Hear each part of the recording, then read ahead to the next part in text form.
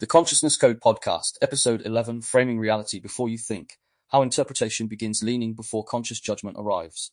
Hello, and welcome back to the Consciousness Code Podcast. In the last episode, we explored the engineered capture of attention, how modern systems compete to pull, hold, and direct awareness before we even realize it's happening. But attention is only part of the story, because what matters just as much is what happens once attention lands. What happens in that first moment of contact, before reflection has had time to widen the field, before we've paused long enough to consider that there might be more than one way of seeing what's in front of us. This episode moves into that space, not the moment of distraction, but the moment of interpretation, not what pulls your attention, but what begins shaping, meaning the instant it arrives, because the mind rarely enters a moment empty. By the time you think you're just looking, or just listening, or just reacting, something has already leaned. The frame didn't follow the thought, the frame preceded it, and once it's there, everything else begins organizing around it. We tend to believe that perception begins from a neutral baseline, that we encounter the world as it is, and then form opinions about it. But if you look closely, that's not how it works. Perception is not a blank canvas. It is already structured before conscious judgment fully comes online. Language, experience, emotional memory, cultural narratives, family roles, repeated phrases, and symbolic cues, all of these act like preloaded lenses, shaping what kind of reality you think you're entering before you've even had the chance to question it. So when something happens, you're not just seeing the event. You're seeing the event through a lens that has already begun organizing what it means. Because that process is fast, automatic, and largely invisible, it feels like direct perception. It feels like this is just what's happening. But what's actually happening is that interpretation has already begun leaning. Not because one of them is necessarily wrong, but because they enter the moment through different frames. One person hears a comment and experiences it as humor. Another hears the same comment and experiences it as disrespect. One person sees a situation as an opportunity. Another sees the same situation as a threat. The external event may be identical, but the frame through which it is entered organizes what becomes visible, what becomes important, and what becomes emotionally real. And once that emotional reality is established, it feels self-evident. It feels justified. It feels like the only reasonable interpretation. But again, what we often miss is that this sense of certainty has been shaped by something that arrived before conscious thought had time to widen the field. This is where framing becomes one of the most important and most invisible structures of consciousness. Because if interpretation is already leaning before you think you're thinking, then a large part of what you call perception is not neutral observation.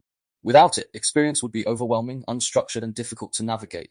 But what this episode invites is something more precise, not the removal of frames, but the ability to notice them, to recognize when a lens has already begun shaping what something means, before you've had the chance to question whether that lens is the only one available. Because the moment you can see the frame, even briefly, you create space. And in that space, something important becomes possible. Not certainty, but flexibility. Not an immediate reaction, but the option to pause. Not a single fixed interpretation, but the possibility that reality might be wider than the first way it appeared. That shift, subtle as it is, changes everything. Because instead of being fully inside the interpretation, you begin to see that you are participating in it. You begin to notice how quickly meaning forms, how easily it narrows, how strongly it feels once it has taken hold. And from there, a different kind of awareness starts to develop. One that is less concerned with being right about what something is, and more interested in understanding how it has come to feel that way in the first place. That is where this episode is going to take us. Into the mechanics of framing, into how it works, why it holds so much power, how it shapes emotion and behavior, and how learning to recognize it begins to widen consciousness itself. But before we move into definitions and theory, it's worth staying here for a moment with this central recognition, because it's easy to hear it conceptually and miss it experientially. We often think we are responding to reality itself, when in fact we are responding to the frame that reached it first. What is framing? If we're going to understand how interpretation begins leaning before conscious judgment arrives, then we need to get very clear on what framing actually is, because it's often misunderstood. When people hear the word framing, they tend to associate it with manipulation, media bias, or deliberate distortion, as if framing is something that only happens when someone is trying to influence you. But that's too narrow, and it misses something much more fundamental. Framing is not just something that happens in propaganda. It is something that happens in perception itself. It is part of how the mind organizes experience before it becomes fully conscious thought. So rather than thinking of framing as a trick or a tactic, it's more accurate to think of it as a structure. A structure that organizes meaning before analysis has had time to fully unfold. At its simplest level, a frame is the way something is presented, but that presentation does more than describe. It shapes, it selects, it emphasizes certain elements and downplays others. It introduces tone, implication, and direction. It tells the mind what kind of situation this is before the mind has fully examined it. The process happens quickly, often automatically, and largely outside of awareness. It feels like you are simply perceiving what is there. But what is actually happening is that you are perceiving what has already been organized into a particular form. Take something as simple as a label. If I describe a person as confident, that carries a very different emotional and interpretive tone than if I describe the same person as arrogant. The behavior might be identical, but the frame shifts what that behavior means. Confidence suggests stability, self-assurance, maybe even competence. Arrogance suggests excess, imbalance, perhaps even threat. The label doesn't just describe the behavior, it preloads your interpretation of it. It tells your mind what kind of reality this is. And once that label is in place, it becomes much easier to notice what confirms it, and much harder to see what contradicts it. This is where framing begins to overlap with what cognitive psychology calls the framing effect, a well-documented phenomenon explored by researchers like Daniel Kahneman and Amos Tversky. Their work showed that people make different decisions depending on how the same information is presented. For example, if a medical treatment is described as having a 90% survival rate, people respond more positively than if it's described as having a 10% mortality rate, even though the statistical reality is identical. The frame changes the perception of risk, and that perception then shapes behavior. What's important here is that nothing about the underlying reality has changed. What has changed is the lens through which that reality is entered. But framing is not only about decision-making in controlled experiments. It is happening constantly in everyday language, in the way we describe events, people, and ourselves. Every time you choose a word, you are not just conveying information. You are shaping interpretation. Words carry associations, emotional tones, cultural meanings, and implied narratives. They highlight certain aspects of reality and leave others in the background. So even when you believe you are being neutral, you are still framing, because there is no way to present reality without selecting how it will be presented. Priming refers to the way exposure to one stimulus influences how you respond to a subsequent stimulus, often without conscious awareness. If you are primed with words related to hostility, you are more likely to interpret ambiguous behavior as aggressive. If you are primed with words related to cooperation, the same behavior may be interpreted as neutral or even friendly. The frame is being set before the event is fully processed, and that frame shapes what becomes visible. From a broad perspective, this also aligns with predictive processing models in neuroscience, which suggest that the brain is not passively receiving information from the world, but actively predicting it. According to this view, perception is a process of matching incoming sensory data with prior expectations. The brain generates a prediction about what it expects to encounter, and then updates that prediction based on what actually arrives. But crucially, the prediction comes first. The frame precedes the full processing of the data. And context itself is a form of framing. It tells you what kind of situation this is, what norms apply, and what expectations are in place. Then there is implied causality, another subtle but powerful aspect of framing. The way we describe events often includes an implicit explanation of why something happened, even if we're not explicitly stating it. Saying he lost control implies something different from saying he responded under pressure. One suggests internal failure, the other suggests external influence. Again, both could be true, but each frame directs interpretation differently. Symbolic emphasis is another layer. What we choose to highlight visually or verbally shapes what becomes salient. In media, this might involve focusing on certain images, statistics, or narratives while excluding others. In conversation, it might involve emphasizing one part of a story while glossing over another. What is highlighted becomes central. What is omitted fades into the background. And because attention is limited, what is not highlighted often goes unnoticed entirely. It tells the mind what kind of reality this is. It sets the tone. It organizes the field. It influences what becomes visible, what becomes important, and how you are likely to respond. And once that frame is in place, it becomes the lens through which everything else is interpreted. This is why understanding framing is not just an intellectual exercise. It is a practical shift in awareness. Because the moment you begin to recognize that every presentation of reality carries an angle, emphasis, and emotional tone, you start to see that what feels obvious is often structured, what feels immediate is often preloaded, and what feels like direct perception is often mediated by a frame that arrived before you even realized you were interpreting anything at all. Why the first frame has power. If framing is the structure that organizes meaning before full analysis, then the next question becomes, why does the first frame carry so much weight? Why is it that once an interpretation has taken hold, even lightly, it begins to organize everything that follows? What we're really looking at here is not just perception, but momentum. The first frame doesn't just describe the moment. It sets direction, and once direction is set, everything that comes after tends to align with it, reinforce it, or struggle against it. One of the simplest ways to recognize this is through first impressions. We've all had the experience of meeting someone and just knowing what they're like within seconds. You might not say it out loud, but internally there's a quiet certainty. This person is confident, this person is awkward, this person is untrustworthy, this person is warm. And what's important is not whether that impression is accurate. It's how quickly it forms and how strongly it begins to organize everything that follows. Once that first frame is in place, you don't encounter that person neutrally anymore. You encounter them through that interpretation. You begin to notice the behaviors that confirm it, and you filter out or reinterpret the behaviors that don't. This is closely tied to what psychology refers to as confirmation bias, but it goes deeper than that. Before confirmation bias even has something to confirm, the frame itself has already shaped what counts as relevant information. And this is where heuristic bias theory becomes particularly important.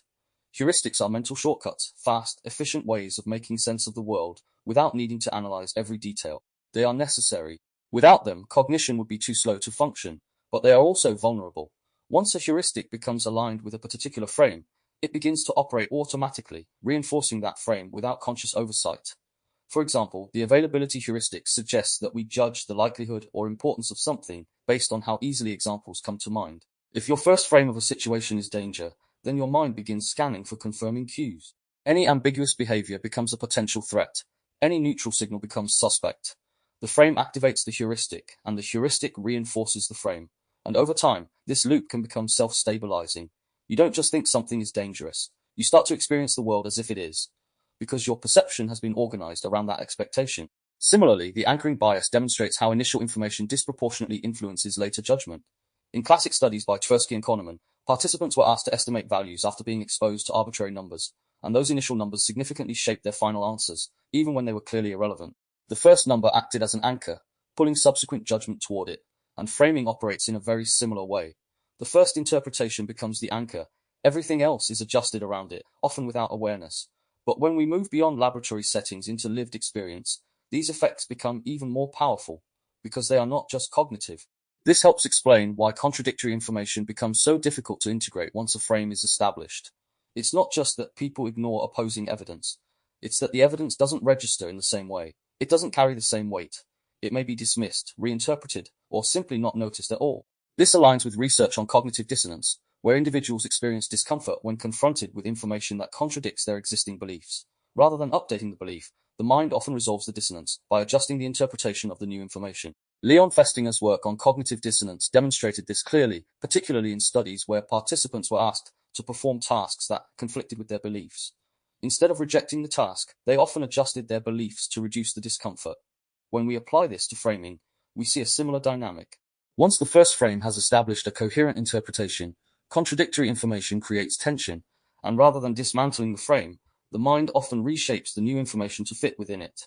This is also where identity begins to intertwine with framing, because once an interpretation becomes linked to how you see yourself, it becomes even more resistant to change. It's no longer just about what something means, it's about what it means about you. And at that point, defending the frame is not just cognitive, it's protective, it's stabilizing, it's preserving a sense of continuity.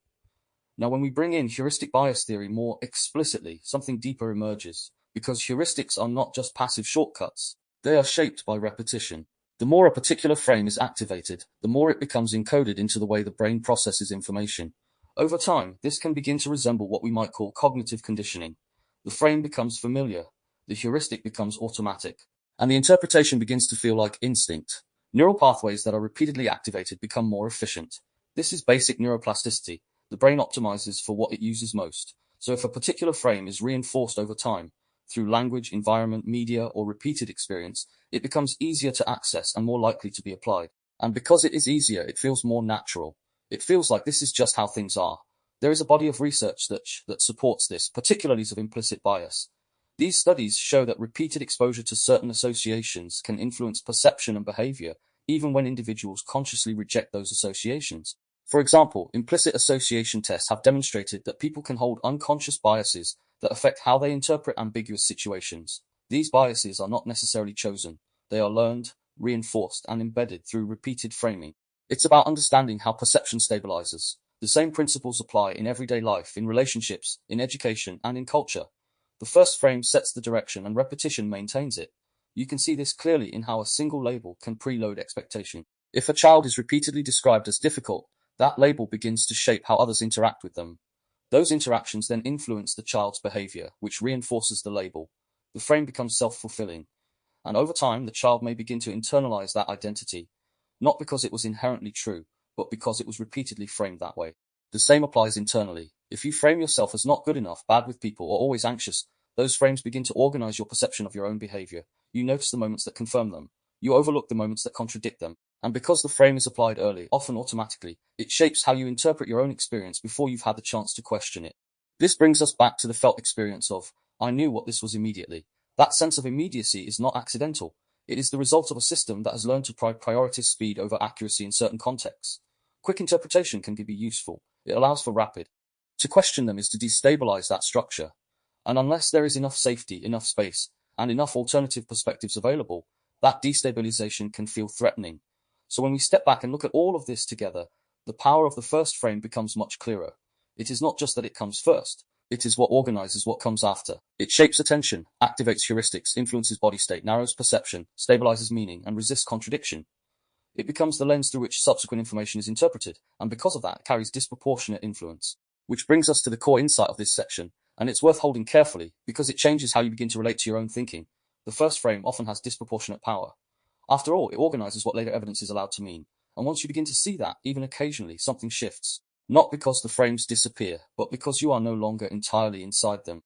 The frame implies exaggeration, lack of control, maybe even irrationality, and before you've had time to reflect on whether that's accurate, your system is already responding to what that frame suggests. Now contrast that with you're overwhelmed. The situation might be identical, the behavior might be the same, but the frame lands differently. Instead of contraction, there may be a slight softening. Instead of defense, there may be recognition. The frame suggests context, pressure, and capacity being exceeded, and because of that, the body prepares differently. It does not brace in the same way. It does not organize around threat in the same way. This is the shift that framing creates. It not only changes what you think is happening, it changes what your body prepares for. And that preparation then shapes how you behave, because behavior does not emerge from thought alone. It emerges from the state, from readiness, from the way the nervous system has organized itself in response to what it believes is occurring. This is where the mirror linguistic hypothesis becomes particularly relevant. If language functions not only as representation, but as embodied signaling, then framing is one of the primary ways that the signal is delivered. The words themselves carry tone, implication, and direction, and the body receives that signal before it has fully processed the semantic content. In other words, the nervous system is not waiting for you to understand the sentence. It is already responding to what the sentence is doing, and framing is a large part of what determines that. When you say, "This is failure," the body does not treat that as a neutral observation. It treats it as a signal that may activate shame, withdrawal, urgency to correct, or even collapse. The word failure carries weight. It implies finality, deficiency, something that has gone wrong in a fundamental way, and so the body begins to organize around that implication. Posture may drop slightly, breathing may shift, attention may narrow toward what went wrong. Now contrast that with this is feedback. The external reality has not changed, but the internal organization does. Feedback implies learning and adjustment. The body may remain more open. The system may stay more flexible. There is still recognition that something needs to change, but the emotional tone is different, and because of that, the behavioral response is different. This is not about choosing nicer words. It is about recognizing that words are not neutral carriers of meaning. They are regulatory inputs. They influence how the nervous system prepares. Once that preparation is underway, behavior follows. You can see this even more clearly in how we frame other people. If someone is described as dangerous, the body prepares for a threat. Muscles tighten, attention sharpens. There is a readiness for defense, avoidance, or confrontation. The system is on alert. But if the same person is described as dysregulated, something different can happen. The behavior may still be challenging, but the frame shifts the interpretation. Instead of an immediate threat, there may be an understanding of instability, of overwhelm, of something that is not fully under control. And that does not necessarily remove caution, but it changes the quality of the response. It introduces space for curiosity, for boundary setting without escalation, for response rather than reaction. This is where framing begins to reveal itself as a regulatory tool, whether intentional or not, because the frame determines the emotional tone, and the emotional tone determines the state, and the state determines the range of behaviors that are available. This becomes even more personal when we look at how we frame ourselves. If you tell yourself, "I'm broken," the body hears that as a kind of final judgment. It suggests something fundamentally wrong, something that may not be fixable, and the response to that often involves collapse, resignation, or ongoing self-monitoring for evidence of that brokenness. But if the frame shifts to "I adapted," the same patterns can be understood differently. Instead of defect, there is context. Instead of failure, there is a response. And again, this does not deny difficulty or pain, but it changes how the system holds it. It allows for movement, for change, for reorganization. This is one of the key principles of nervous system language. The idea that how something is said influences how it is experienced, not just at the level of meaning, but at the level of physiology. The nervous system is constantly interpreting signals, and language is one of the primary carriers of those signals. So when we talk about framing, we are not just talking about interpretation in the abstract. We are talking about how the body is being cued to respond. And this is why emotional loading through wording is so powerful. Certain words carry strong associations: danger, failure, rejection, safe, support. These are not neutral terms. They come with histories, with emotional weight, with patterns that have been reinforced over time. And when those words are used, they activate those patterns. They shape how the situation is experienced before any deliberate thought has had time to intervene. This is also why therapeutic and institutional framing can have such a profound impact. The language used in therapy, for example, can either open space or close it. If someone is told they have a disorder, that may provide clarity, validation, and access to support, but it may also frame their experience in a way that feels fixed or limiting. If, instead, the language emphasizes patterns, adaptations, states, the same experience can be held with more flexibility. Neither approach is inherently right or wrong, but each carries a different frame, and each frame organizes the emotional and behavioral response differently. Similarly, in institutional settings, the way situations are framed can shape collective behavior. If a situation is framed as a crisis, the response may involve urgency, control, rapid decision-making, and reduced tolerance for ambiguity. If the same situation is framed as a challenge, the response may involve problem-solving, collaboration, and exploration. Again, the external reality may be the same, but the frame changes what the system prepares for, and therefore how it behaves.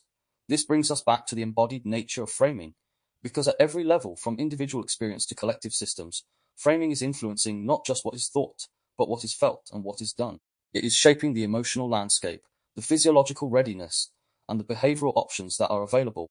This is why two people can respond so differently to the same situation, not simply because they have different opinions, but because they are operating from different frames that have organized their bodies in different ways. One person may feel threatened and respond with defense. Another may feel curious and respond with engagement. The difference is not just in thought, it is in the state. And the state has been shaped by the frame. And once you begin to see this, something important becomes visible. The idea that behavior is purely a matter of choice becomes less stable. Because if the body has already been organized by a frame before conscious thought has fully engaged, then behavior is emerging from a system that has already been shaped. This does not remove responsibility, but it adds context. It shows that what looks like a reaction is often the result of a sequence that began before awareness caught up. And this is where awareness becomes useful, not as a way to control every reaction, but as a way to begin noticing the frames that are shaping those reactions. Because the moment you can recognize that a particular wording has shifted your state, you create a small gap. And in that gap, there is the possibility of adjustment. Not immediate, not always easy, but possible. You might notice that when you hear you're overreacting, your body tightens, and instead of immediately responding from that tension, you pause and recognize the frame. You might reframe it internally as I'm feeling overwhelmed and notice how that shifts your state slightly. Or you might hear this is failure and recognize how that collapses your system and experiment with holding it as this is information. Again, not as a forced positive spin, but as an expansion of the frame. Because reframing at this level is not about denying reality. It is about adjusting the signal that the nervous system is responding to. It is about changing what the body prepares for, so that different responses become available. And this is where the deeper implication of framing becomes clear. It is not just a cognitive tool, it is a regulatory mechanism. It influences how the body organizes itself in relation to the world. It shapes readiness, responsiveness, and behavior. And because of that, it plays a central role in how experience unfolds. So when we bring this back to the core of this episode, we begin to see that framing is not just something that happens before thought. It is something that continues to shape what thought becomes, what emotion arises, and what action follows. It is part of the continuous loop between perception, state, and behavior. Which brings us to the core insight of this section, and it's worth holding it in the body as much as in the mind. A frame changes what the body prepares for before thought fully catches up. And once you begin to notice that, even occasionally, you start to see how much of your experience is being organized, not just by what is happening, but by how it has been framed before you even realized you were responding. Framing in relationships, institutions, and media. Once those frames are in place, communication becomes increasingly difficult, because each person is no longer responding to the present moment. They are responding to the frame they have applied to the other person. And that frame determines what they hear, what they notice, and how they respond. So even if one person tries to explain themselves, the explanation is filtered through the existing frame. It is interpreted in a way that confirms what is already believed. This is where the victim, persecutor, rescuer triangle, often associated with Stephen Cartman's work, becomes particularly relevant. Within this dynamic, individuals shift between roles that are framed in very specific ways. The victim is framed as powerless or wronged. The persecutor is framed as harmful or controlling. The rescuer is framed as helpful or necessary. And once these roles are established, interactions begin to organize around them. If you are framed as the persecutor, even your attempts to clarify or defend yourself may be interpreted as further evidence of aggression. But at the same time, these frames can also become limiting if they are applied too rigidly. If someone begins to see themselves only through the lens of a diagnosis or a label, that frame can start to organize their identity in a way that reduces flexibility. It can become something they are, rather than something they experience. For example, being told you have anxiety can help understand patterns, but if it becomes I am an anxious person, the frame shifts from state to identity. Once that happens, behavior may begin to align with that identity. The frame stabilizes the experience. This is not an argument against therapeutic language. It is an invitation to see that even helpful frames carry influence. They shape how experience is organized. If they are not held with awareness, they can become as rigid as the patterns they were meant to explain. The same applies to self-help culture, where framing is often simplified into slogans. Everything happens for a reason. Just think positive. You are your thoughts. Let go and trust the process. These phrases can be supportive in certain contexts, but they also carry frames that can oversimplify complex realities.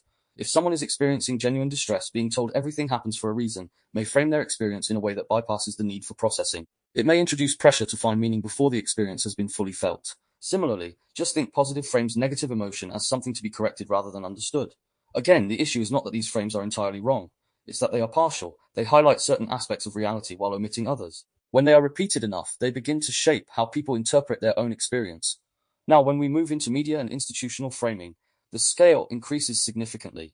Because here, framing is not just shaping individual perception, it is shaping collective emotion. It is organizing how groups of people understand events, identities, and narratives. Media framing often involves selecting certain aspects of a story to highlight while leaving others out.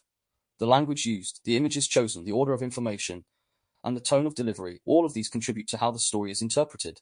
A protest can be framed as a demonstration for justice or a threat to public order. The same event, different frames, different emotional responses. Political framing operates similarly. Terms like freedom, security, progress, crisis, threat, and reform, these are not neutral descriptors. They carry moral weight. They signal what kind of reality this is and how it should be responded to. And because these frames are repeated across speeches, media coverage, and public discourse, they begin to stabilize into shared narratives. This is where framing becomes deeply connected to identity. Because once a person aligns with a particular frame, it becomes part of how they understand themselves and the world. And at that point, challenging the frame is no longer just about information. So when we bring all of this together, we begin to see that framing is not just an individual cognitive process. It is a relational and cultural phenomenon. It operates across levels, from personal identity to collective narratives. It shapes how people relate to each other, how they understand themselves, and how they organize their experience of the world. Perhaps most importantly, repeated framing becomes a lived reality, not because it is objectively fixed, but because it is consistently reinforced. The more a frame is applied, the more it shapes perception. The more it shapes perception, the more it shapes behavior. And the more it shapes behavior, the more it confirms itself. This is how worlds are built. Not only through events, but through the frames that organize those events into meaning. Which brings us to the core insight of this section, and it extends everything we've explored so far into a wider field. Frames do not simply influence private thought, they organize entire relational and cultural worlds. And once you begin to see that, even in small ways, you start to recognize that what feels like shared reality is often shared framing. And from that recognition, a different kind of awareness becomes possible. One that is not only aware of what is happening, but of how it has been organized to mean what it does. Why reframing widens consciousness up to this point, we've been looking closely at how frames shape perception, how the first lens often arrives before thought, how it organizes emotion, behavior, relationships, and even entire cultural narratives. But if that's where we stop, the picture remains incomplete, because understanding framing is only one side of the movement. The other side is what becomes possible once you can see it, and that's where reframing enters, not as a technique to override reality, but as a shift that allows reality to open again. Reframing is often misunderstood, especially in popular language, where it can be reduced to something like, just think positive or look on the bright side. But that kind of framing about reframing misses the point entirely. Genuine reframing is not about replacing one rigid interpretation with another more pleasant one. It is about widening the field of interpretation itself. It is about restoring access to perspectives that were excluded by the first frame. It is not an escape from reality. It is a return to a reality that is less narrowed. When the first frame arrives, as we've explored, it tends to compress meaning. It selects certain elements, amplifies them, and organizes the situation around them. And once that happens, perception begins to narrow. Not because you are choosing to ignore other possibilities, but because the system has already organized what matters. Reframing begins at the point where you recognize that narrowing, not intellectually, but experientially. You notice that something feels fixed, certain, closed. And instead of it acting within that certainty, you introduce space. That space is the beginning of reframing. Because once there is space, even briefly, the possibility of alternative interpretation returns. And with it, different emotional and behavioral responses become available. This is why reframing is not just a cognitive shift. It is a regulatory one. It changes what the body prepares for. It alters the state from which you are perceiving. And because of that, it changes what you can see. Take something as simple as self-condemnation. If the frame is "I failed," the system often moves quickly into contraction. There may be shame, frustration, and a sense of deficiency. The body prepares for correction, withdrawal, or self-criticism. And within that frame, the range of available responses becomes limited. But if the frame shifts even slightly to what happened here, or what influenced this outcome, something changes. The focus moves from judgment to context. The body may soften slightly. Curiosity becomes possible, and from that place, a different kind of understanding can emerge. This is not about pretending that failure didn't occur. It is about expanding the interpretation so that it includes more than a single limiting meaning. It is about moving from a frame that collapses experience into identity to one that allows for process, influence, and variation.